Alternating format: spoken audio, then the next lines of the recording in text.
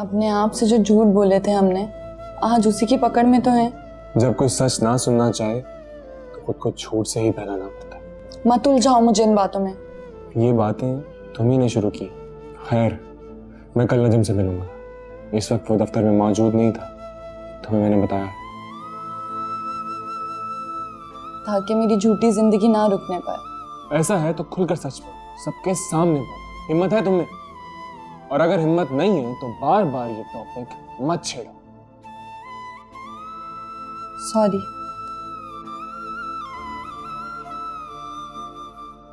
तुम कल जाओ और वहां देखो वो लोग क्या कहते हैं। अजान, सुनो, हम कजन हैं और बहुत अच्छे दोस्त भी हैं। मेरी बातों का कोई उल्टा मतलब ना लेना। और वैसे भी एक तुम ही तो हो जिसे बगैर सोचे समझे कुछ भी कह देती हूँ। नहीं लेता मैं तुम्हारी किसी भी बात का कोई गलत मतलब, बेफिक्र रहो। अम्मी को बुला कर लाती हूँ और तुम्हारे लिए चाय भी बना के लाती हूँ। बातों बातों में याद ही नहीं रहा चाय का। इतना तकल्लुफ क्यों करती हो तुम? बैठो। तो तुम ताबीर के कज़न हो? मैंने पहले भी तुम्हें देखा था। जी, वो आपने ताबीर की शादी में देखा होगा। उस दिन आप वहाँ आए थे, मैंने देखा था आपको। नहीं, शादी के बाद मैंने तुम्हें ताबीर के साथ किसी कॉफ़ी शॉप में देखा था। ओह अच्छा, वो जिस दिन ताबीर का अपने ससुराल में झगड़ा हुआ था उसे मैं ही घर लेकर आया था। हम रास्ते में एक जगह रुके थे, आपने वहाँ देखा होगा। हाँ, वहीं देखा था तुम्हें। काफ़ी ज़हीन हो तुम। मगर मैं तुम्हें ताबीर के साथ देखकर कुछ और ही समझा था। क्या समझे थे आप? कुछ नहीं, एक मिसअंडरस्टैंडिंग हो गई थी। मुझे माफ़ करना, मुझे नहीं पता था कि तुम भाभी के मामूजात हो। तो आप अहमद से रब्ता करके इस नोटिस का बताना चाह रहे हैं। मैं सारी सिचुएशन क्लियर कर दूंगा। आपका नाम क्या है? जी, अजान। अजान साहब, मैं समझ गया हूँ। ये पूरा का पूरा खेल किसी ने रचाया है। जब कुछ है ही नहीं तो इस खुला के नोटिस की क्या वैल्यू है? तो अहमद साहब का कोई नंबर नहीं है आपके पास? आप अपना नंबर मुझे दे दें, बल्कि भाभी का नंबर भी मुझे दे दें। हो सकता है अहमद के पास नंबर ना हो, क्योंकि वो अपना फ़ोन पाकिस्तान में ही भूल गया है। जी, मुझे पता है, उनका फ़ोन यहीं पे रह गया। ठीक है, मैं उसे कहकर फ़ोन करवाता हूँ। पहले उसे काफ़ी कुछ समझाना पड़ेगा। आप मुझे अपना नंबर और भाभी का नंबर लिखवा दें प्लीज़। जी।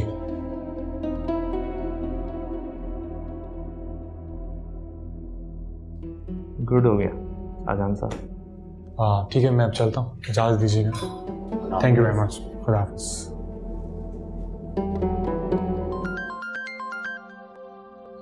अहमद, अस्सलाम वालेकुम। वालेकुम सलाम।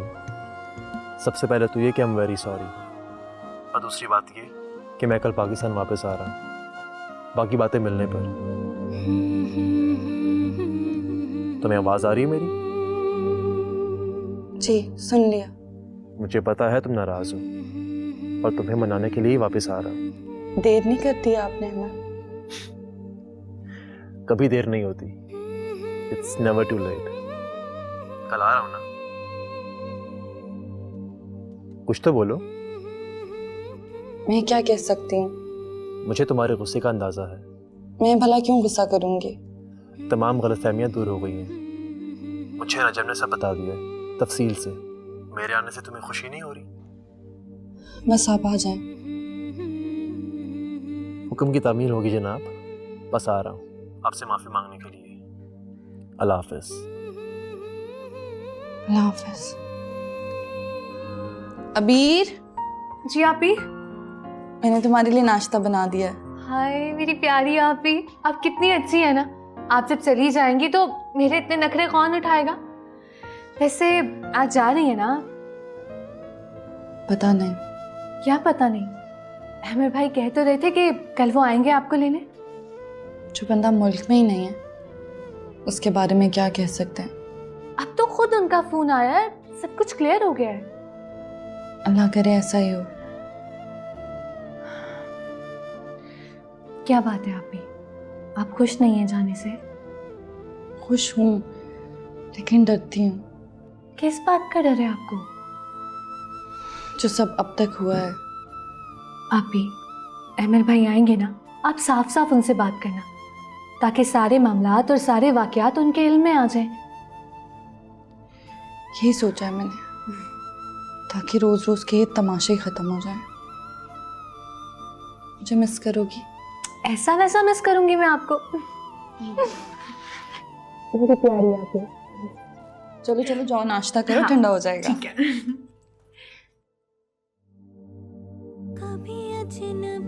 अहमद की फ्लाइट का टाइम पूछा कि नहीं? जी अम्मी कॉल की थी, लेकिन नंबर बंद आ रहा है। चलो कोई बात नहीं, वो खैर से आ ही जाएगा। मुझे तो खुशी इस बात की है कि हालात सही रास्ते पर चल पड़े हैं। अल्लाह ने मेरी दुआएं आखिर सुन ही ली। अम्मी पता नहीं क्यों मेरे दिल से वहम निकल ही नहीं रहे। ताबीर, मेरी जान, बेटा मायूसी की बातें नहीं करते। अल्लाह से अच्छे की उम्मीद रखो और अपने घर जाओ। और देखो, अपने जहन में कोई पुरानी बात मत रखना। तुम्हारी माँ के दिल में खुशी की लहर उठी है, उसे कायम ही रहने दो। मैं मायूस नहीं हूँ, वहाँ के लोगों से वाकिफ हूँ। मैं जानती हूँ वहाँ इतनी जल्दी कुछ नहीं बदलने वाला। बेटा छोड़ो उन लोगों को, तुम खुद से तहैया कर लो कि वहां पर चाहे जैसे भी हालात हो, तुमने निभा करना है। अहमद को तुमसे कभी कोई शिकायत ना हो। देखो बेटा, उसे नजर आना चाहिए उस माँ की तरबियत जिसने बाप बनकर पाला है। तुम्हारे निभा में तुम्हारी तरबियत नजर आए।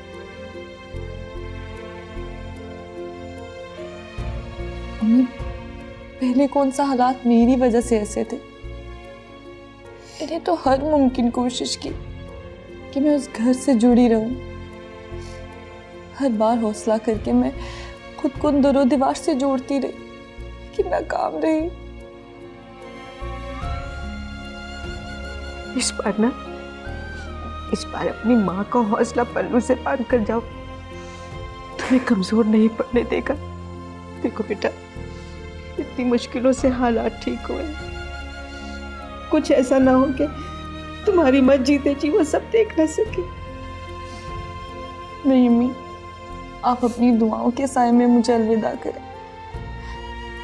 मैं हर रिश्ता निभाऊंगी, आपकी बेटी अपना घर बना लेगी।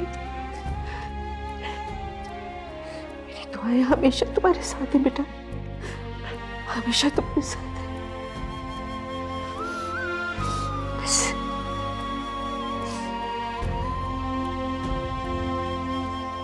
पता नहीं यार, मेरा घर जाने का दिल नहीं कर रहा। तुम्हें क्या लगता है, ताबीर की तरफ से खुला का केस किसने किया होगा? तुम्हारा क्या ख्याल है? ये तो तय है कि ताबीर की तरफ से कुछ नहीं हुआ। मेरा ख्याल है इस बहस में उलझने की ज़रूरत ही नहीं है। हम दोनों के जहन में एक ही नाम आता है, मगर वो नाम हम ले नहीं सकते। तुम इतने यकीन से कैसे बोल सकते हो? मैंने एहसान से बात की थी, वो बात जिद था कि ताबीर की तरफ से ही वकालतनामे पर साइन किए गए हैं।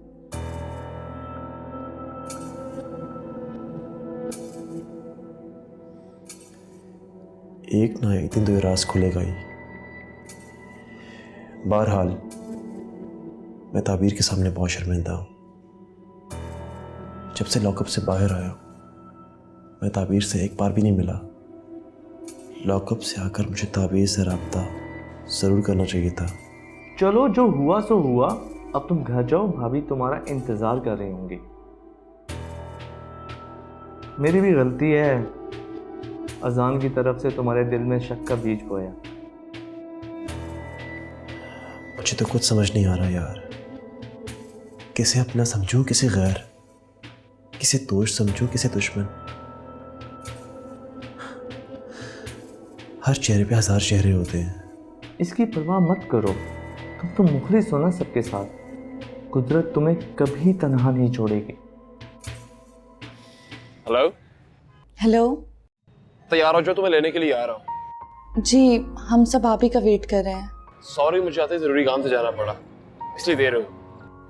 कोई बात नहीं, आप आ जाएं। Okay, bye bye. ताबीर, किसका फोन था बेटा? अहमद का। क्या कह रहा था? वो आ रहे हैं।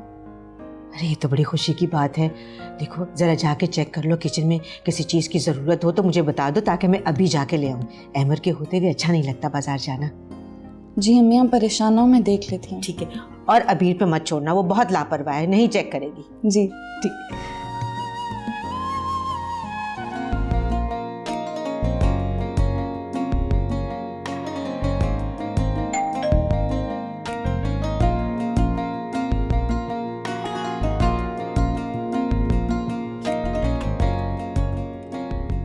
अरे अजान, क्या बात है? आ जाओ। पप्पा कहाँ है? वो मार्केट गई हैं कुछ लेने। मुझे लगता है कि मैं गलत वक्त पर आ गया हूँ। नहीं, ऐसी बात नहीं है। वो अहमद आ रहे हैं ना, तुम भी मिल लेना। मुझे लग रहा था कि तुम चली गई होगी, पप्पा उदास होंगी, जाके मिल आता हूँ उनसे। तुम्हें इतना यकीन था मेरे जाने का? जाहिर है, वो तुम्हें लेने जो आ रहे हैं, तुम्हारा अहमद।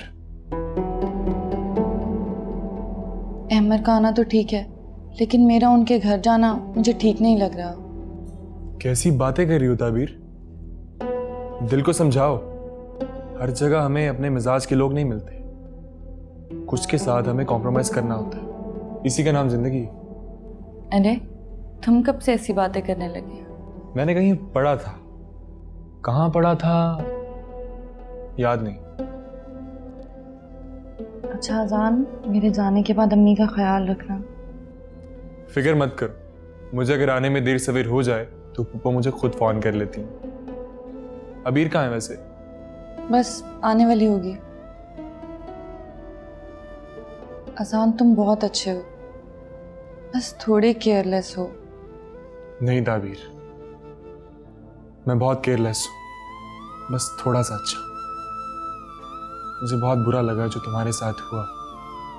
मेरा ये मानना है कि जिंदगी में चीजें अपने वक्त पर ही सेट होती हैं, बस थोड़ा सा वक्त लगता है। आप अस्सलाम वालेकुम। अहमद भाई आए?